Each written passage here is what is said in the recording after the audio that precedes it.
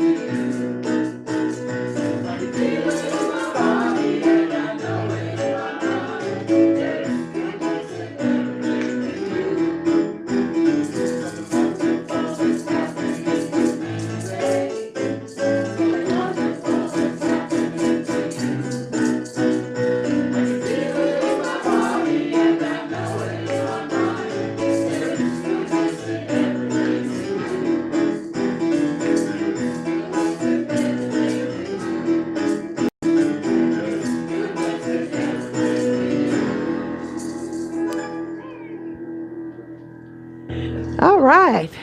Welcome to the Louisville Center for Spiritual Living. We're all glad to be here this morning and to be sharing the time with each other. And it's just such a blessing that we're all here. And so welcome. I know that last week y'all had a wonderful time. Vicki was the presenter, and I understand she blew you away with what she did.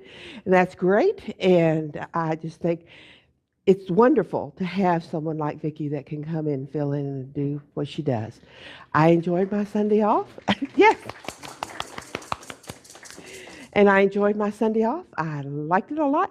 So it's very freeing. It really is to have that one Sunday a month to go and do other things and all that. So order of service. We've done our opening. We need to light our candle.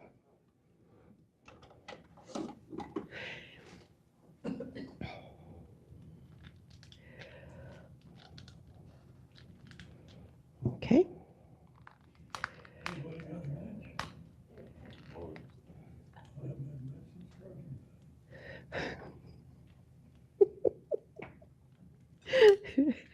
Okay. As we light the candle, we just take a moment to kind of settle into ourselves, settle into this place, this time, this group, and our intention of being here. And so we open with affirmative prayer, which is what Science of Mind is all about. It's about knowing that there is one God, one Spirit, one life, one infinite mind, one awareness that fills each of us and fills the universe. One, one, one. And so we look at that. We look at the oneness. We look at the clarity, the intelligence, the balance, all of that. And we know that that is what we are as well. We are full expressions of spirit. And so we take this moment to ask ourselves, what is it that I want to receive this morning? What is it that I want to set into motion? What is it that I want to release? What is it that I want to receive? And we fill in our words in this moment, speaking them to ourselves and to spirit, knowing that as we speak into spirit, law says yes. And so I speak my words for this morning, that as we come together, we come with open hearts and open minds. And whatever we have brought with us, what we want to leave at the door as we leave is fine. What we want to take with us to enrich our lives is wonderful. And each person this day is brought a little closer to knowing the fullness of who they are and filled with joy and laughter surrounding this word spoken. I know that it is done. I know that it is so. I release it into the law that says yes, and together join me in saying, and so it is. All right. Now, announcements. Gordon? Okay. Announcements. How about a little Lenten humor? You get a fish sandwich and you get a fish sandwich. Great. Everyone gets a fish sandwich.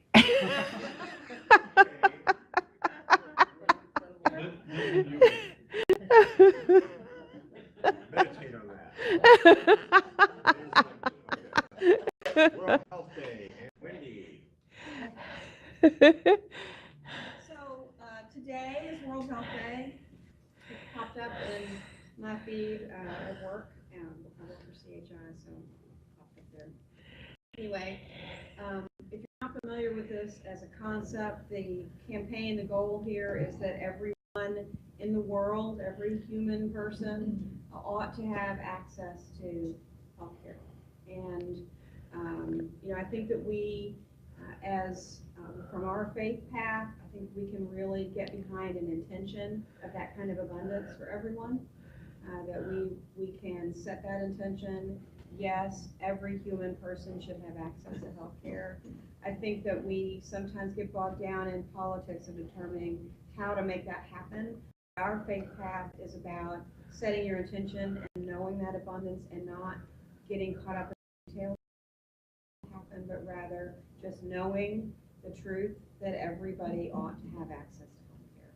And there is, in the offering basket, there are a little site link for you if you want to go on, check them out. Yes, but to me, more important, treatment, knowing that that is what we want for the world, I would appreciate it. You will. Bridges still closed, keep, be Thunder Sunday, right, this is the one. After 7 o'clock or something now. Well, there is some construction going on, and they do close in the evenings, and they open up again in early morning. So that doesn't affect Check it out, but for sure, Sunday, we do not want to be anywhere near. next week, right? Yeah. Yeah. Petition of the day, Brett, Bev, where are you, Bev? Should be here, okay. April's affirmation, okay, everybody. The Arrival of spring.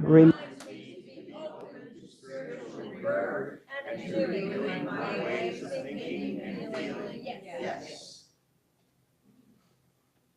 Oh, stories, right? Right, and I think we have someone who wants to tell their story.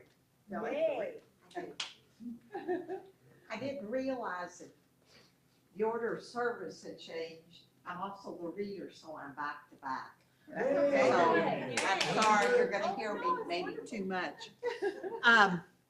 At work, I have the honor of getting the mail and sorting the mail. And so I get first shot at all the magazines that come in. And one day this magazine came in. And I love him. He was one of the guys for Queer Eye, for a straight guy, or whatever that was several years ago.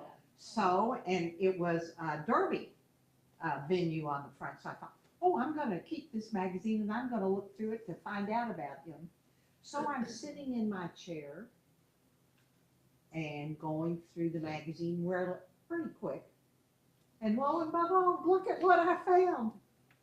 The Seppenfields, Tiffany and Jonathan. Oh my gosh, I had no idea. No idea about this at all.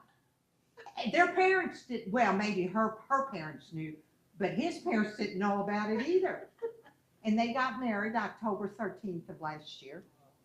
In case anybody missed me talking about it, which I did. And so the people from this magazine were at Tiffany, that's my new granddaughter-in-law, her mother's business, and this picture of the two of them were on the mother's desk. And the girl said, oh, would they like to be in the magazine? I mean, she was so taken. Tiffany started out at a prom wedding, and she worked all through it at U of K. She worked at that place. So she has a beautiful eye for color and putting things together. And she put my lovely grandson in a wine red coat. And that made every wedding picture outstanding. I don't want to take away from her because she was quite beautiful, but that coat was really an Of course, I held him when he was 1 minute old, so I'm so attached to him. And then a picture of them with Ellie Mae, their dog, who was very much a part of the wedding. And then a picture of her engagement ring. And then a picture of Tiffany and the venue where they had the wedding and the wedding reception. And you know, October 13th in Louisville can be 90 degrees or 30 degrees. You're just taking a crapshoot every time you plan something for October. Well, it turned out to be cold, cold, cold. Anyway, they got married outside and by a lake that was very attractive. And then they came in and we had the wedding reception inside. And she collected plates from anybody that would give her a plate.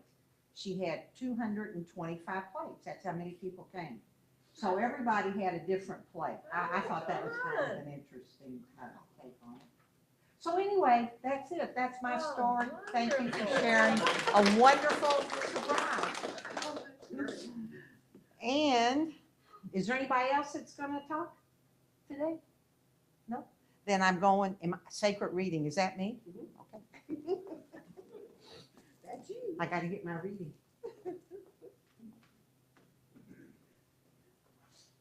Oh, and thank you to whoever bought March of the Penguins. Thank you very much. You're welcome.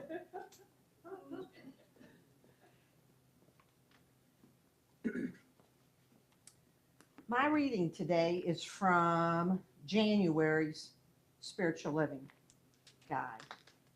Change your thoughts, change your world. To overcome fear is the greatest adventure of the mind of man. Dr. Ernest Holmes. I don't know about you, but nothing scares me more than my own thoughts. Speaking in front of hundreds of people, no big deal. Death, a part of life. My thoughts unguarded, now that's scary. When I was a graduate student at age 38, the professor of my Evolving Self class prompted an epiphany for me. I learned that several research studies concluded that human infants are born with only two fears, the fear of falling and the fear of loud noises. How can that be? My thoughts buzzed. What about the fear of success? The fear of failure? The fear of not being good enough? The fear of rejection? I realized that these and my countless other fears are mind-made. It was time to get out of my mind-made prison. It was time to change my thoughts, my life, and my world. The following questions may spark a change in your thoughts, life, and world. What are you thinking about lately? When the mind creates, what the mind creates, the mind can change. Nothing holds us hostage but our own thoughts. Each thought has power, and every thought counts. Every thought can be a turning point for choosing love and living fearlessly. It all starts within. As Friedrich Nietzsche said, there are no facts, only interpretations. Based on an interesting childhood where even my fears had fears, I thought life was a struggle and then you die. Expecting struggle, I received struggle. 2, what are you expecting from life? Our expectation and narratives impact our experience. As I change my thoughts from a life that is a struggle to a life that is madly in love with me, where everything happens for me, not to me, my world changed for the brighter. My world now has more love and joy than I ever thought imaginable. Today, I consider everything a coaching moment. Every experience serves us well. Every experience is a rehearsal for the next. The bad choices lead us closer to the right choices. Everything is an advantage. 3, what if you considered everything simply a coaching moment starting today? I also changed my thoughts to understand that everyone is on my team for greatness, even my perceived enemies. Everyone is my teacher to help me become my better, truer self. We are all doing the best we know in any given moment. We are all works in progress to be honored and seen by each other. 4, what if you considered that everyone was on your team for greatness, no exceptions? Rumi asked, if you are irritated by every rub, how will your mirror be polished? When I am being polished by an event or a person that sends me down the dark hole of despair and fear, I remind myself to breathe, smile, repeat. After saying my mantra a few times, I do genuinely smile. Yay. What verse is that? Go get the month of that edition. What month? January. January. There's quite a bit more in here too. Beautiful.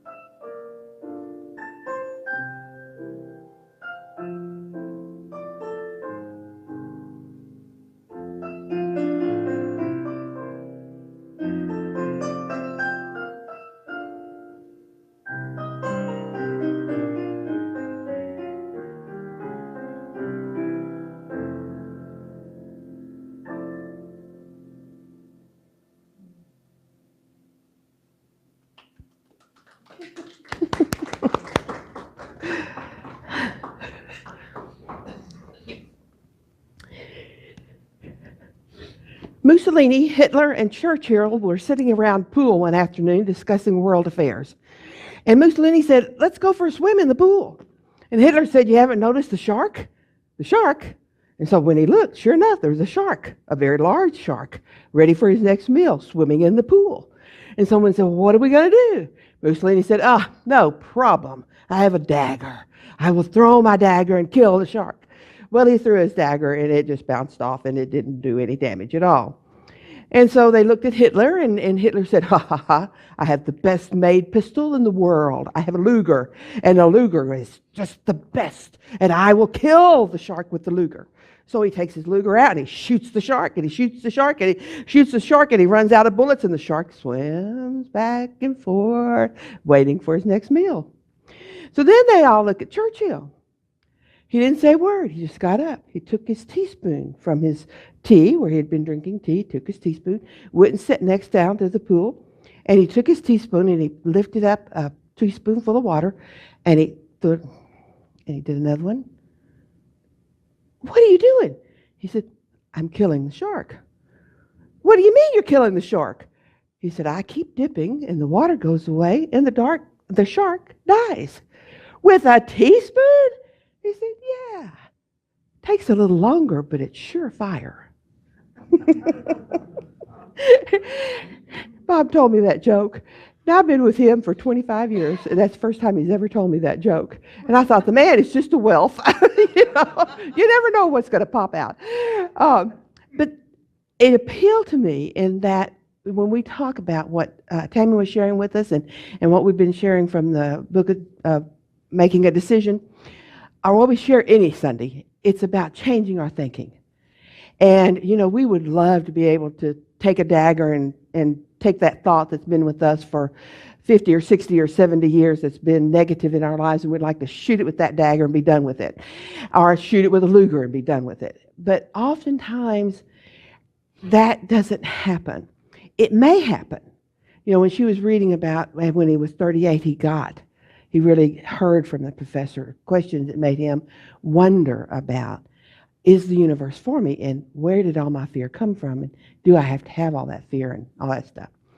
So if we may have and enjoy some of those instant moments, because they do happen, that when we understand that we are worthy, when we understand that the universe is for us and not against us, or we may be like Churchill, and we take a teaspoon at a time and we dump it. And we take a teaspoon at a time and we dump it. So you take a fear or a limiting belief, other people are rich, I'm not. See, I come from a family, we never had anything, any of us. We just never had more than it took for us to get by. If we could pay our bills at the end of the month, then we felt great. Well, that belief is hanging in that consciousness of that person, and it's coloring everything they do. Everything they do is based on limitation. Because, it's just the way it is. We've never had anything. If they can begin to understand through study, through reading, through singing, through listening, through reminding, through affirmations, through mantras, if they begin to understand that they are not limited by anything that has happened before. They are not limited by what their parents were or their ancestry was. They're not limited by anything except their own belief. And that they can begin to change. And they begin to understand. Maybe it starts with the universe has no fear in it. The universe gives itself full out all the time. It gives everything. And it's always there. And there's none of this holding it back. The universe never says no to us.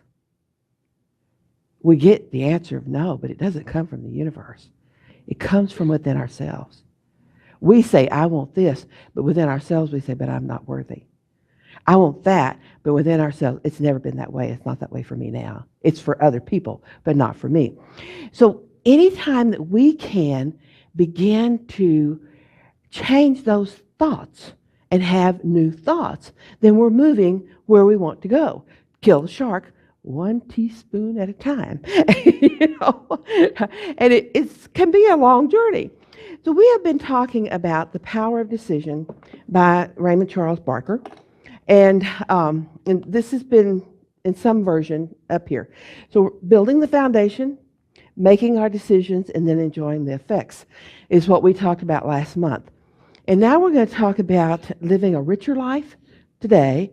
We're going to talk about health next week, and then we're going to talk about creativity the third week of April. And so the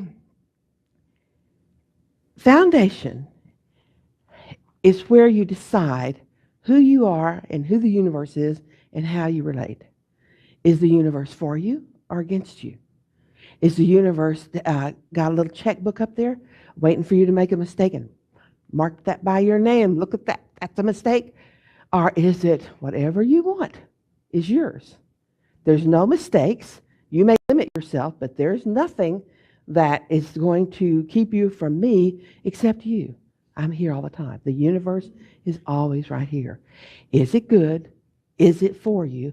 Is it abundant? Does it want you to have everything that you want to have? So that's where you work on the foundation. And then working on deciding what you really want. For many of us, it's hard for us to figure out, I want to be happy. What does that mean? Well, it means that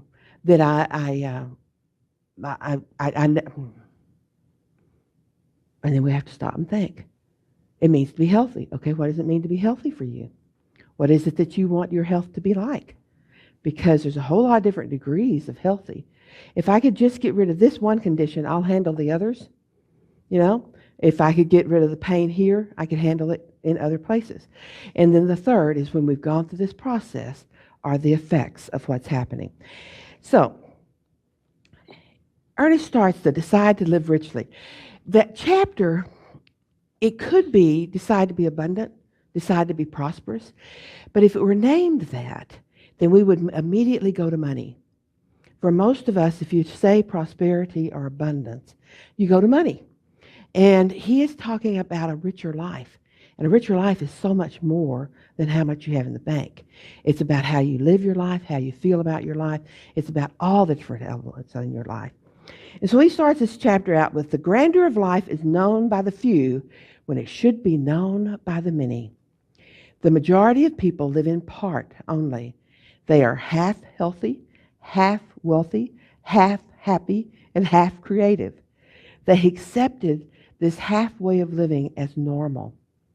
Once in a while, in a rare moment, they glimpse a larger life and wish that it could be so. Then they return to their habitual thinking and continue to function in their half-hearted way.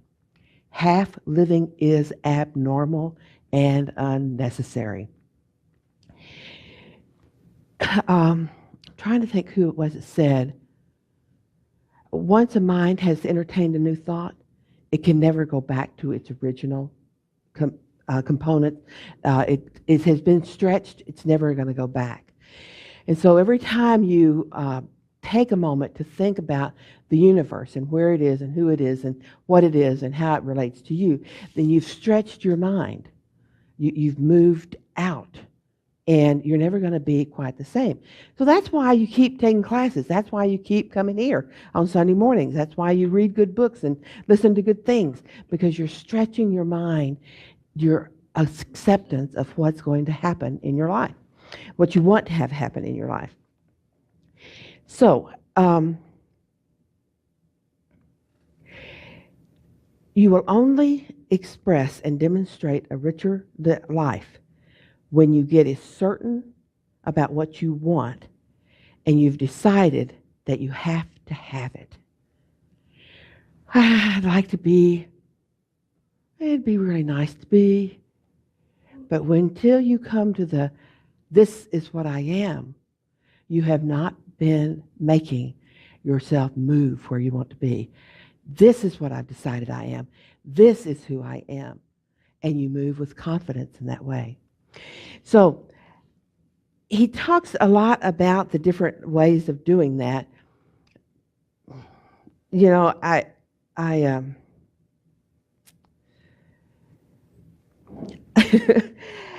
one of the things he talked about, do y'all remember this scripture about pearls?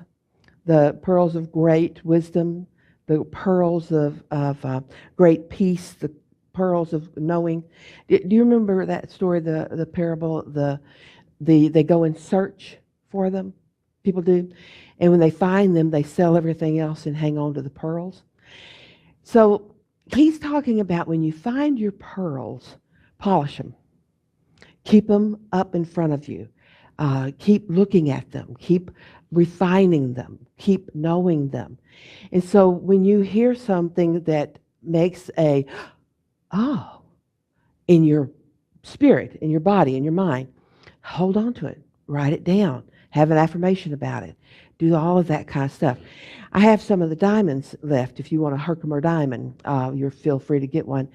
And that little diamond is just a little tiny sliver thing, but it can remind me that I know some truth. And the clarity of the diamond is one thing. The shadow in some of the diamonds is another. And it just reminds me to think about how to release my shadow and how to more fully live the clarity of the life that I am. It helps to clarify. It's a pearl of wisdom that I need to polish and think about and come on and use often. I wanted to tell you a story from this book, and I did look it up to make sure, and the author who wrote this story is still alive and doing very well. She's an author, a musician, a songwriter, and performs around everywhere. This happened in April of 2009. Her name is Stowe, Stowe. That's her first name. And Stowe had lived her life based on living in a universe that's good, living in a universe that her ability to call on spirit was absolute. And that's how she lived her life. She was a vegan, and she talked about all of the modalities around that she supported with her life. And then she was diagnosed with third-stage rectal cancer. So all of a sudden, all this stuff began to happen in her life. What was she going to do? She was going to continue her vegan and continue her other things that she did, or was she going to let the shame and needs of others affect what she was doing? If she told someone that she didn't think she would be going through the radiation, chemotherapy, and surgery, they would say things like, well, you have to fight. You have to fight. It's up to you to fight, and you've got to go do all these things and think about your children. You have to do everything you can to live your life. And so while she was being really torn about all this, she felt guilty that she would even consider going through the medical thing by some people. And then a lot of medical people would say, you can eat vegan if you want to, but it's not going to help you at all. Or you can take the supplements, but no. So she got from both sides all this different criticism. And if you've ever, well, we all have, been torn, do we follow the regular medical thing, or do we lean toward supplements, or do we make a mixture of it and that kind of thing? She's in the hospital. She's been doing chemotherapy, which is a catheter that's in, that it drips all the time wherever she goes. She's been doing it for 3 weeks. She's had problem after problem after problem, and had to be in the hospital at least 3 times in 3 weeks to deal with the different problems related to the chemotherapy. And so she is in despair. And it's late at night, and I think most of us know what a hospital room is like late at night when you're by yourself and facing something like this.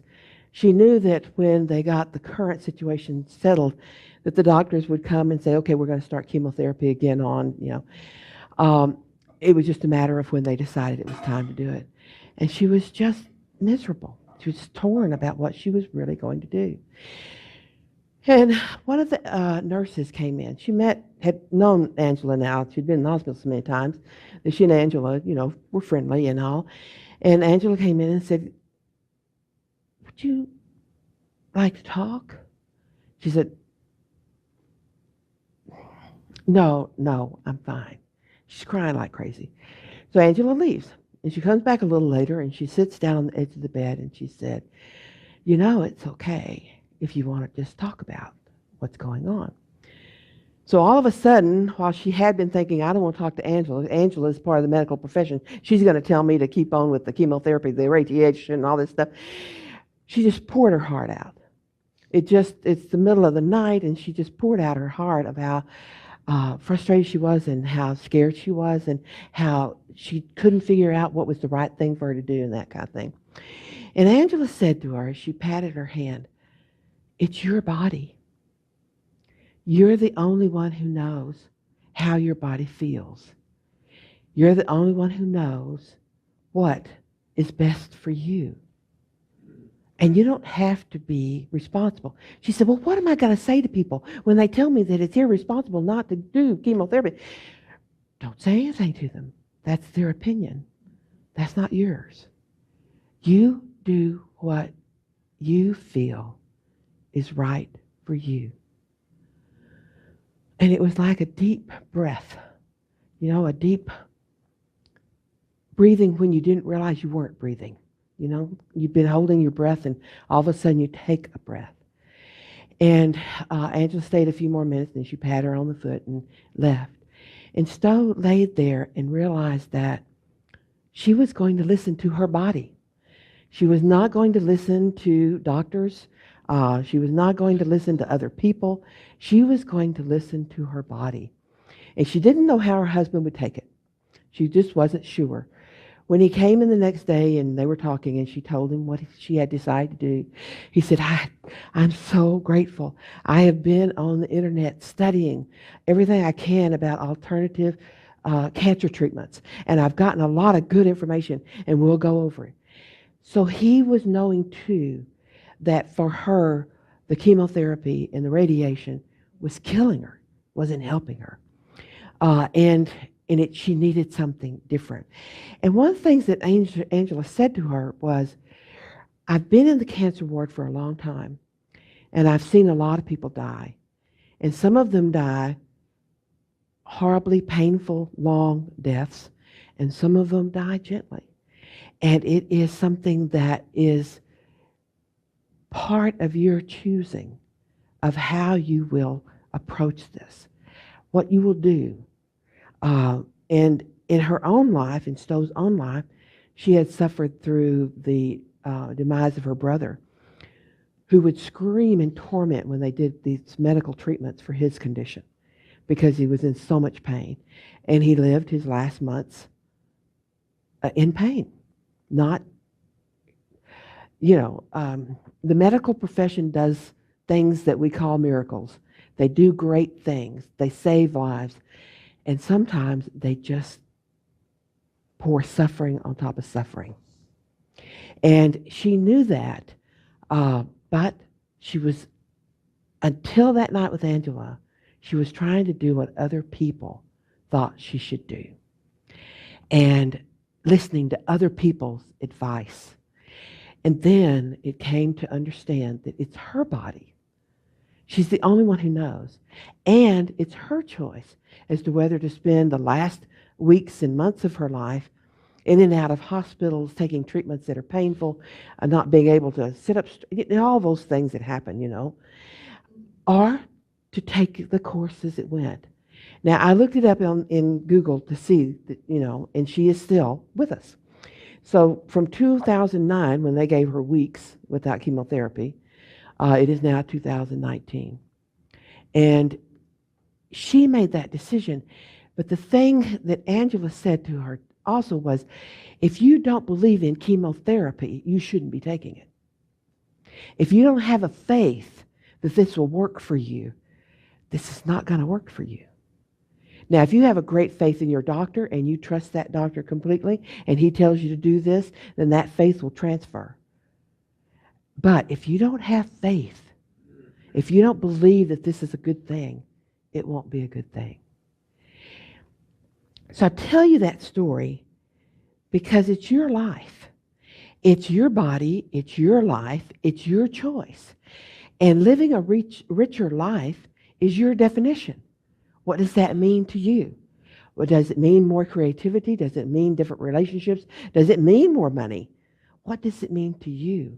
And how will you take your power of decision and use it to take yourself to the life that you want to live, to trusting who you truly are? All right, we are going to meditate.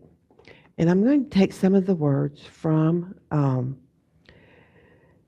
this chapter and use them to create a meditation.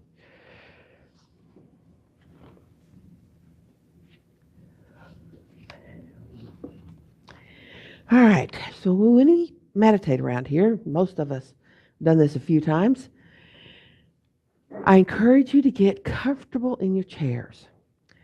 Feet on the floor, hands in the lap, head resting gently on your spine. Balance. For some of us, it means lowering our shoulders because we have a tendency to hold them up now around our ears. And so it's consciously letting them go. It's consciously looking at our bodies and saying, is there something you need in this moment that I can give? And maybe it needs you to switch how you're sitting, to wiggle a little. Maybe it needs you to gently touch your face and know that you are grateful for the body that you have. But in this moment, let your mind and your heart settle and be here now.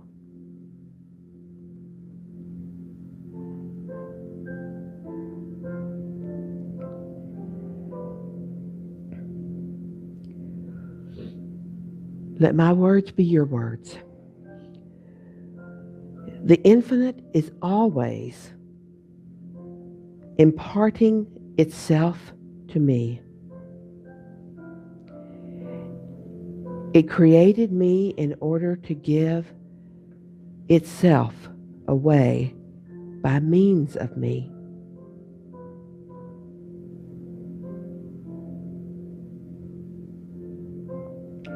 I am the divine recipient of all the ideas of life, truth, and love.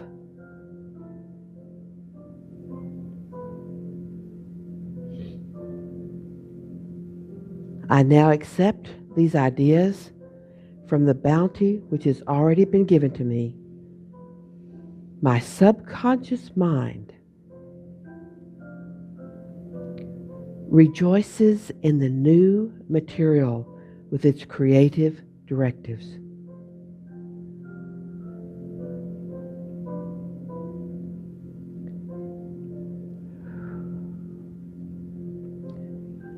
It creates new situations better than any that have gone before.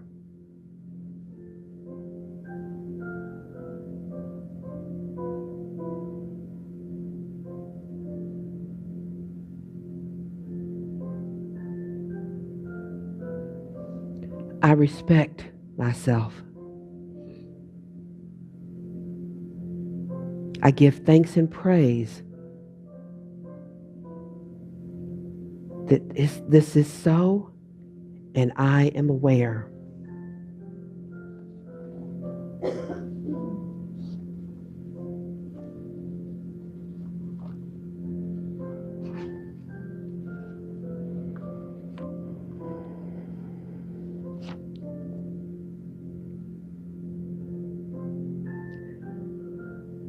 My world is in God's world.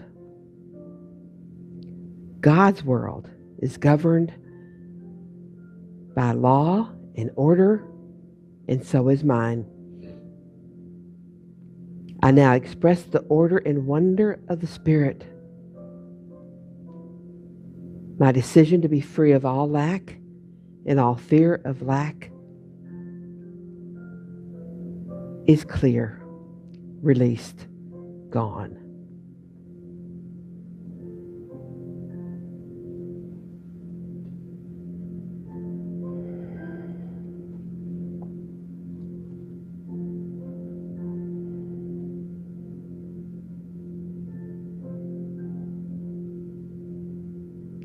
I am a free, creative, prosperous individual, inspired by creative ideas that impel me to right action.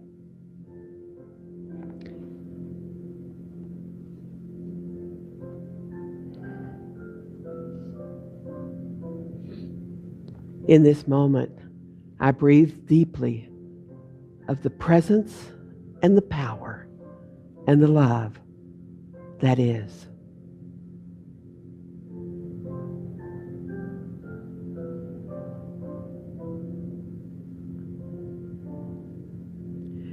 I put my concerns into spirit, knowing that it will respond with what I need,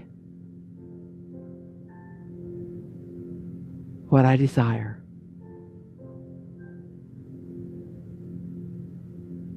And I trust.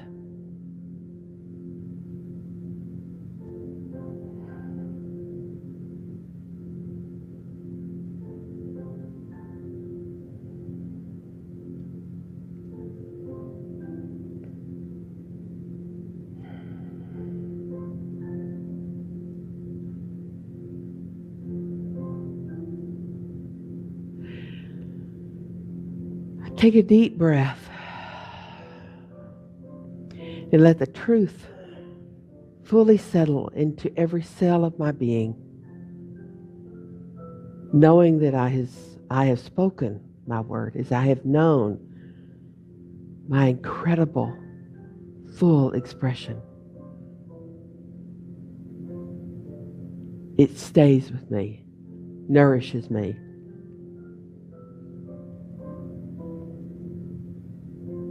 And I am grateful.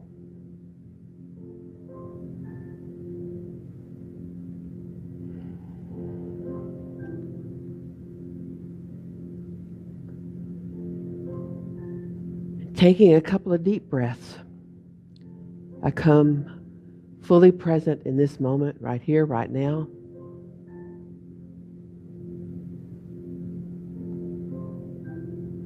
And when you're ready, open your eyes.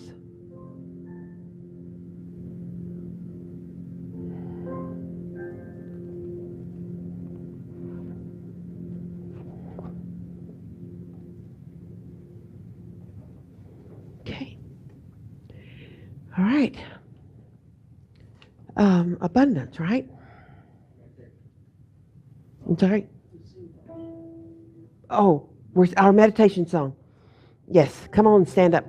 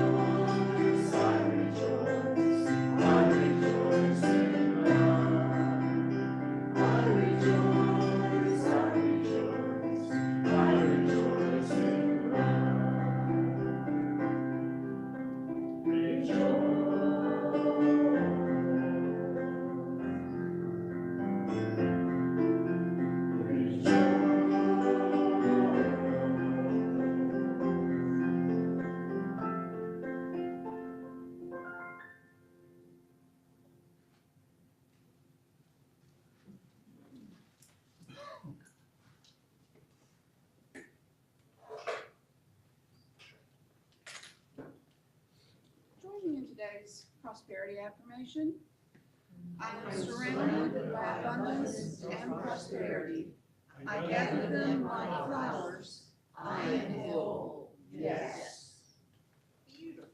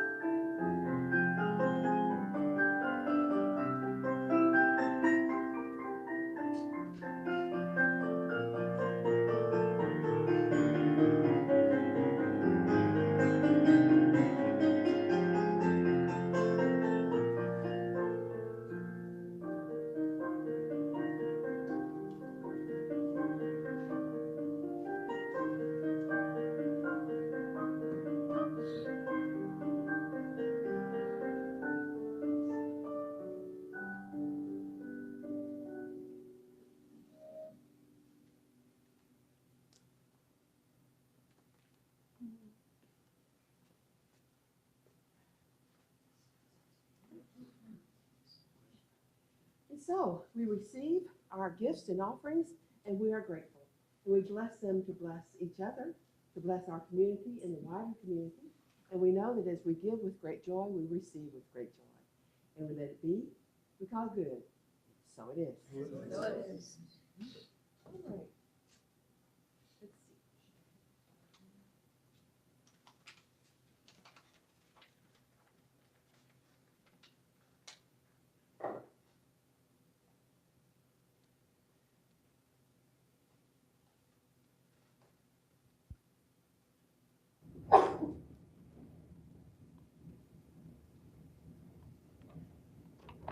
Okay.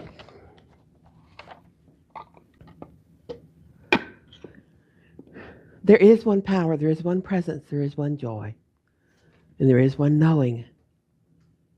And that one expression of all we call by many names. Spirit, the I am, the divine, the mind, and so many more. And we know that what we recognize in spirit is present in each of us. And so we gather in prayer, in affirmative treatment, knowing the truth that each of us is in the right living space. We're in the right house or apartment. We are happy where we're living. And if we're moving, we're going to do that with ease and effortlessness and with excitement, knowing that the next place that we live is a place that blesses us in ways that will surprise and bring us joy. We trust the process of God to fully express as the process of our lives.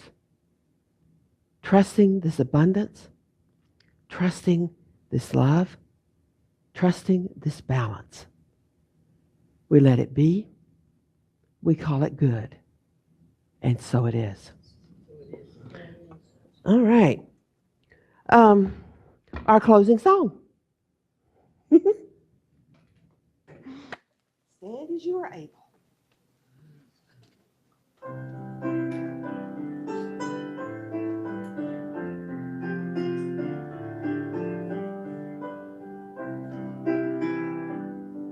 In this moment, in this place.